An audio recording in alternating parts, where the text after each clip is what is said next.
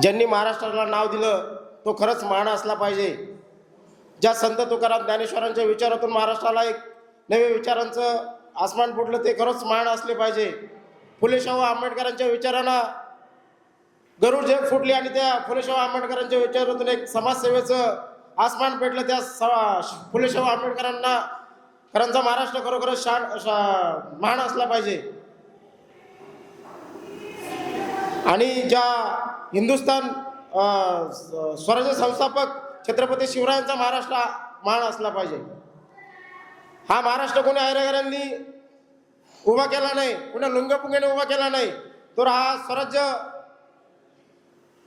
एक तलवार मावळ्यांच्या तलवारीनी मावळ्यांच्या ढालीनी आणि या शिवछत्रपती शिवरायांच्या कर्तव्याने हा स्वराज्य उभा राहिला। खरं तर छत्रपती शिवरायांनी खूप कमी वेळेमध्ये हा विचार केला। मावळे जमवणे असेल, विचार करणे असेल आणि दूरदृष्टी असेल, या सर्वांचा त्यांनी खूप अगोदर विचार केला आणि स्वराज्याची स्थापना केली। अवघ्या 16 वर्षी स्वराज्याची स्थापना केली आणि तिथून सगळ्यात पहिलं काम केलं असतं तर ते स्त्रियांसाठी पहिलं काम केलं। सुरुवातीला स्त्रियांना मान सन्मान देण्याचं काम केलं। त्याच्यातच आपले अजूनही आपल्या या ठिकाणी स्त्रियांवरती अन्याय अत्याचार होताना दिसत आहेत। आणि हैदराबादचं प्रकरण घ्या, कोपर्डीचं प्रकरण घ्या, असे अनेक कितीतरी प्रकरण आहेत, पण त्या प्रकरणामध्ये आरोपीवरती कुठेही सजा झालेली दिसत नाहीये। पण त्या काळामध्ये शिवरायांच्या काळामध्ये जर कोणी वाकडी नजर जर करून बघितलं असेल तर त्यावेळेस शिवराय डोळे काढण्याचे आदेश देत होते। म्हणून आपण शिवरायांचा विचार केला पाहिजे। शिवरायांनी दुसरं काम केलं शेतकऱ्यांसाठी।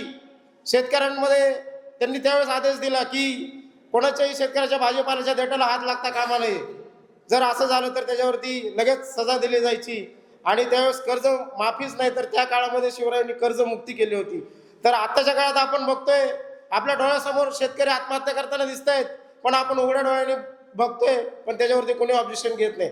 खऱ्या अर्थाने शेतकऱ्यांसाठी कर्ज माफी न करता कर्ज मुक्ती केली पाहिजे, तेव्हा कुठेतरी आपला शेतकरी या ठिकाणी चांगलं जगू आणि आपण 2 घास अन्नाचे खाऊ। शेतकऱ्यांनी तिसरं काम केलं, शिवरायांनी तिसरं काम केलं ते म्हणजे स्वच्छता अभियान त्या काळामध्ये त्यांनी राबवलं। रायगडावरती त्यांनी पहिलं स्वच्छालय बांधलं आणि गड किल्ले साफ करण्याचं त्यांनी काम केलं। आज आपण बघतोय फ्लॅक्सबाजी करतोय, हातात झाडं घेतोय आणि फोटो काढतोय, झाली आपली साफसफाई। खऱ्या अर्थाने त्या काळामध्ये त्यांनी केलं होतं। पण आपण जर त्या शिवरायांचे महान विचार या ठिकाणी अंमलात आणले पाहिजे, त्यावेळेस कुठेतरी आपला देश हा स्वच्छ होण्यास मदत होणार आहे। त्याच्यानंतर त्यांनी शिवरायांनी चौथं काम केलं ते म्हणजे दहशतवाद या देशातून नष्ट करण्याचं। शिवरायांनी दगड धोंड्यापासून दहशतवाद त्यांनी नष्ट केला। आपल्यामध्ये आज सैन्य आहे, दारुगोळा आहे, खूप मोठ्या प्रमाणात रणगाड्या आहेत, तरी सुद्धा आपण कुठेतरी कमी पडतोय दहशतवादीसाठी। तर या ठिकाणी जर शिवरायांनी जनिमिका वगैरे वगैरे असेल ते जे वापरलं ते तुम्ही या ठिकाणी वापरलं पाहिजे, तर कुठेतरी आपला दहशतवादापासून आपला देश मुक्त होईल। खरं तर आज या ठिकाणी मला बोलण्याची संधी दिली त्याबद्दल मी आयोजक सहयोगाचे आभार मानतो आणि या ठिकाणी मी थांबतो। जय हिंद, जय महाराष्ट्र।